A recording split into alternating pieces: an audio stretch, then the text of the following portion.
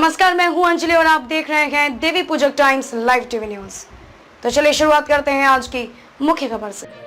FIFA विश्व cup के लिए जाकिर नाइक को आमंत्रण पर कतर ने भारत से क्या कहा?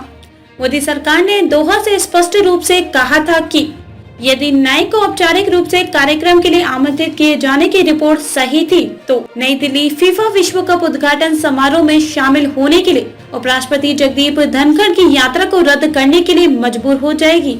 जाकिर नाइक के वांछित होने का मुद्दा कतर के साथ उठाया गया है। विदेश मंत्रालय के प्रवक्ता अरिंदम बागची ने ANI के हवाले से बताया। बागची ने कहा, कतर ने भारत को बताया है कि जाकिर नाइक को फीफा विश्व कप 2022 में भाग लेने के लिए कोई निमंत्रण नहीं दिया गया था।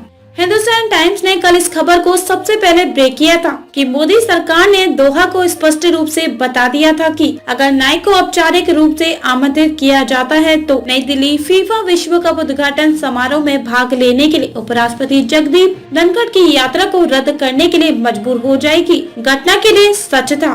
कतर ने राजनयिक चैनलों के माध्यम से भारत को सूचित किया कि प्रतिबंधित इस्लामिक उपदेशक को कोई निमंत्रण नहीं दिया गया था और भारत के साथ संबंध खराब करने के लिए यह पूरा विघटन अभियान चलाया जा रहा था। धनखड़ ने 30 नवंबर को इस कार्यक्रम में भाग लिया और भारतीय ब्लू कॉलर कार्यकर्ताओं से मिलने के बाद अगले दिन भारत के लिए रवाना हो गए, जिन्होंने मार्की इवेंट के लिए स्टेडियम बनाने में मदद की। जाकिर नाइक भारत में मनी लॉन्ड्रिंग और अभद्र भाषा के आरोप में वांछित हैं। वह 2016 में ढाका में एक कैफे पर हमला करने वाले और 22 लोगों को मारने वाले आतंकवादियों के बाद भारत से भाग गया था। उन्होंने कहा कि वे उसके प्रशंसक थे। उस साल नवंबर में केंद्र ने उन पर और उनकी संस्था इस्लामिक रिसर्च फाउंडेशन पर 5 साल के लिए प्रतिबंध लगा दिया था। वे वर्तमान में मलेशिया में है और उसने स्थायी निवास प्राप्त कर लिया। इस साल मार्च में गृह मंत्रालय MHA ने उनके IRF को UPA